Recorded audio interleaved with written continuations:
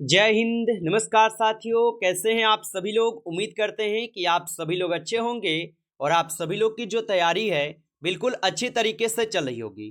तो साथियों, आज की इस क्लास में जो है बीएसएससी कार्यालय परिचारी भर्ती 2026 के एग्जाम के लिए साथियों ऐसे चुनिंदे प्रश्नों को देखने वाले हैं जो कि आपके बीएसएससी कार्यालय परिचारी भर्ती 2026 के एग्जाम में आपको 100% जो है यहाँ से आपको क्वेश्चन देखने को मिलेगा। तो आप अच्छे से इस क्लास को देखिएगा और इस क्लास में दिए जाने वाले इन सभी क्वेश्चनों को आप अच्छे से जरूर याद कर लीजिएगा। तो चलिए क्लास को स्टार्ट करते हैं और देखिएगा कि क्वेश्चन क्या दिया गया है। क्वेश्चन यहाँ पे दिया गया है कि गौतम बुद्ध ने महापरिनिर्वाण जो है ना ये कहाँ पे प्राप्त किए। चलिए बताइएगा। और साथियों, अगर आप लोग नए होंगे इस चैनल पे तो आप चैनल को जरूर सब्सक्राइब कर लीजिएगा और सब्सक्राइब करके ऑल नोटिफिकेशन को ऑल पे दबा के जुड़ जाइएगा, जिससे कि जब भी कोई नई क्लास हो सबसे पहले क्लास का नोटिफिकेशन आपके पास जो है ना जरूर पहुंच सके।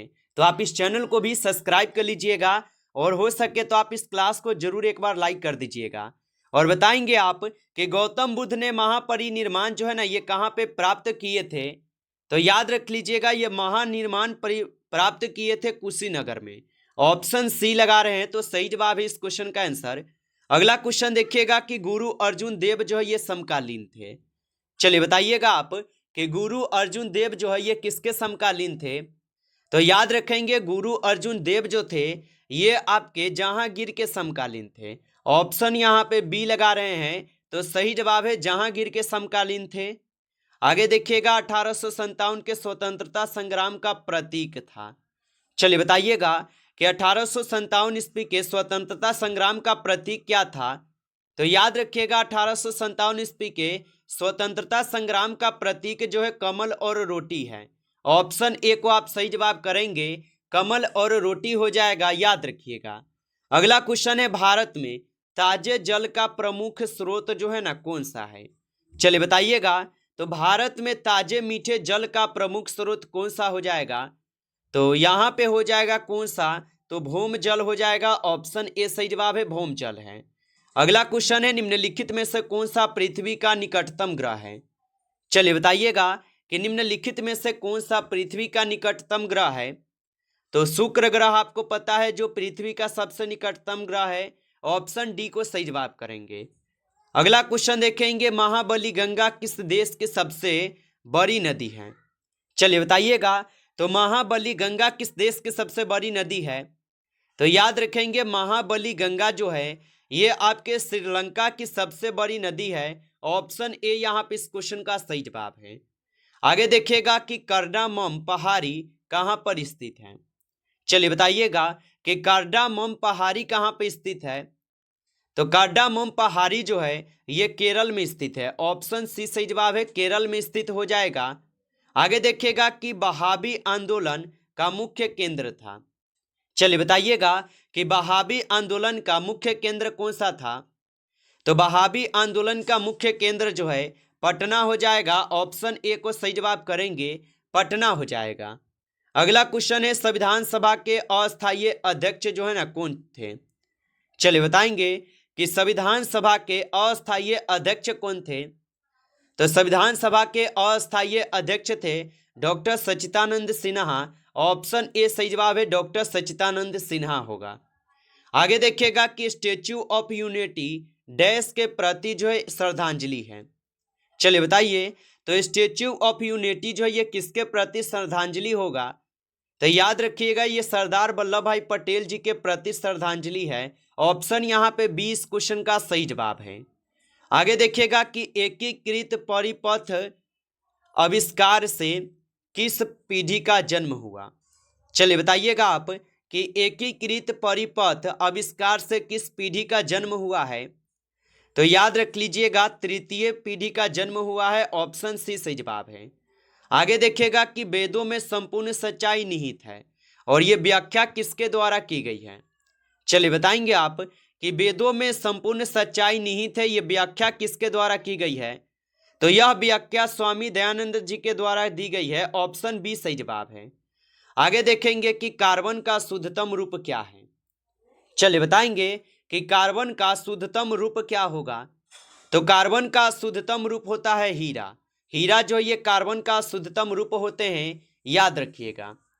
अगला क्वेश्चन है कि निम्न में से किस पदार्थ में ध्वनि की गति सबसे धीमी होती है।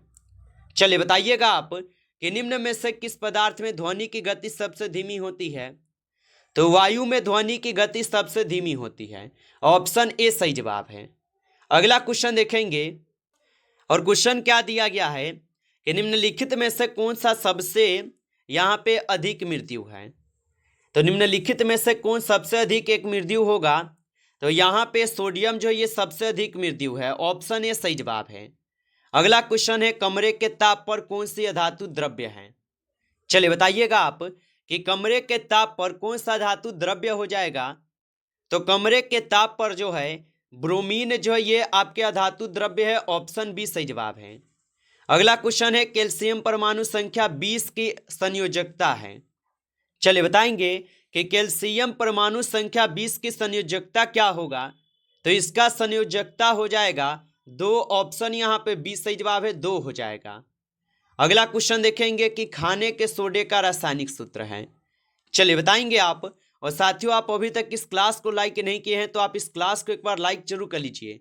नए जुड़े हैं आप चैनल पे तो आप इस चैनल को भी सब्सक्राइब करके आप ऑल नोटिफिकेशन को ऑल पे दबा के जुड़ जाइए, जिससे कि जब भी कोई नई क्लास हो सबसे पहले जो है क्लास का नोटिफिकेशन आपके पास पहुंच सके। तो आप इस चैनल को सब्सक्राइब जरूर कर लीजिएगा और बताइएगा कि खाने के सोडे का रासायनिक सूत्र है। तो खाने के सोडे का रासायनिक सूत्र NaHCO3 होगा। ऑप्शन बी को सही जवाब करेंगे।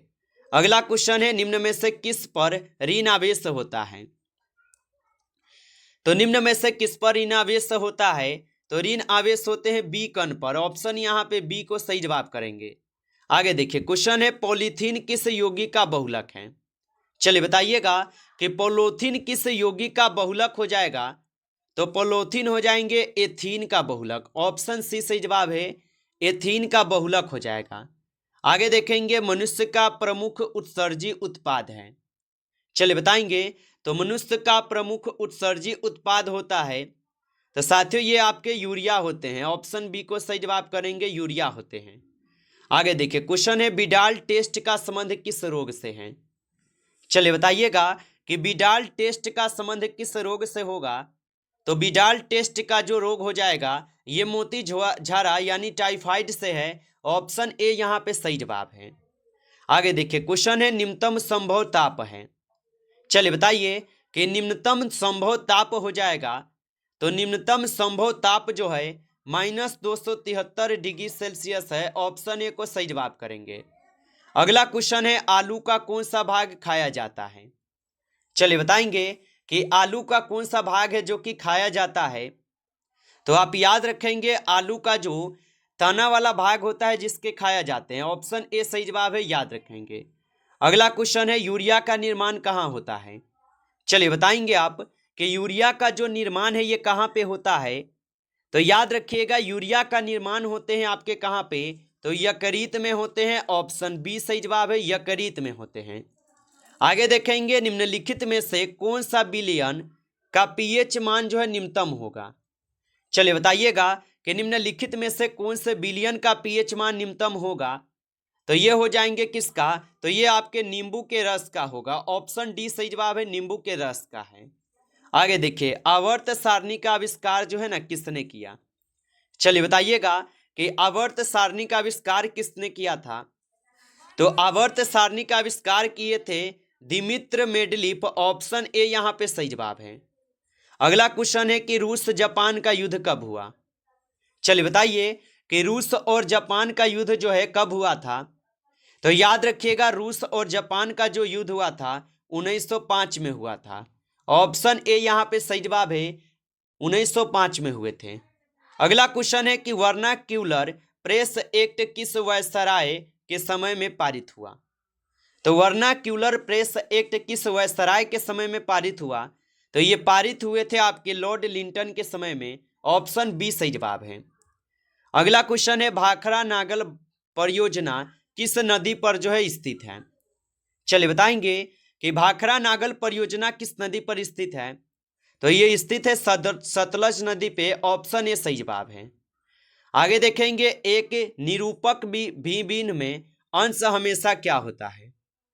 तो एक निरूपक भिन्न में अंश हमेशा क्या होता है, तो आप बताएंगे एक ही होता है। ऑप्शन यहाँ पे बी सही जवाब है, एक होता है। आगे देखिए चूना पत्थर का उपयोग जो है ये किस उद्योग में होता है, बताइएगा कि चूना पत्थर का उपयोग जो है किस उद्योग में होता है। तो याद रख लीजिएगा ये सीमेंट में होते हैं। ऑप्शन बी सही जवाब है, सीमेंट में। अगला क्वेश्चन है बिहार में नहरों द्वारा सर्वाधिक सिंचाई किस जिले में होती है। तो बिहार में नहरों द्वारा सर्वाधिक सिंचाई किस जिले में होती है, तो ये होते हैं आपके रोहतास जिला में। ऑप्शन ए सही जवाब है, रोहतास जिला में।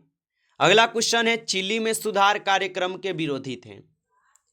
तो चिली में सुधार कार्यक्रम के विरोधी कौन थे, तो आप याद रखेंगे ये हो जाएंगे आपके जमींदार, चर्च, अमीर लोग, यानी उपयुक्त सभी थे। ऑप्शन यहाँ पे डी सही जवाब है, उपयुक्त सभी थे। अगला क्वेश्चन है भारत में संघ सरकार का प्रमुख कौन होता है। तो भारत में संघ सरकार के प्रमुख जो होता है ये आपके प्रधानमंत्री होते हैं। ऑप्शन बी सही जवाब है, प्रधानमंत्री। अगला क्वेश्चन है वातावरण की सबसे गर्म परत कौन सी है। तो वातावरण की सबसे गर्म परत जो है यहाँ पे थर्मोस्फीयर है। ऑप्शन ए सही जवाब है, थर्मोस्फीयर। अगला क्वेश्चन है टिहरी बांध किस नदी पर बना हुआ है। चलिए बताएंगे कि टिहरी बांध किस नदी पर बना है। तो टिहरी बांध भागीरथी नदी पे बना है। ऑप्शन बी सही जवाब है। अगला क्वेश्चन है राज्यपाल के विवेक अधिकार कहाँ पर सीमित हैं। तो राज्यपाल के विवेकाधिकार कहाँ पे सीमित है, तो ये सीमित होगा विधेयकों को स्वीकृति देना पे। ऑप्शन यहाँ पे डी सही जवाब है। अगला क्वेश्चन है कर्नाटक स्थित जोग प्रपात किस नदी पर है। तो कर्नाटक स्थित जोग प्रपात किस नदी पर है, तो ये आपके शरावती नदी पे है। ऑप्शन सी सही जवाब है, शरावती नदी पे। नमस्कार साथियों, इस क्लास में आपके जो है 31 से लेकर 70 तक क्वेश्चन थे जो कि काफ़ी इंपॉर्टेंट क्वेश्चन थे। साथियों यदि आपको क्लास अच्छा लगा हो तो आप इस क्लास को लाइक कर लीजिए। नए जुड़े हैं आप इस चैनल पे तो आप इस चैनल को सब्सक्राइब करके ऑल नोटिफिकेशन को ऑल पे दबा के जुड़ जाइए, जिससे कि जब भी कोई नई क्लास हो सबसे पहले क्लास का नोटिफिकेशन आपके पास पहुंच सके। तो आप इस चैनल को सब्सक्राइब कर लीजिएगा। चलिए फिर मिलते हैं आपसे एक नेक्स्ट टॉपिक के साथ नेक्स्ट क्लास में। तब तक के लिए जय हिंद, जय भारत।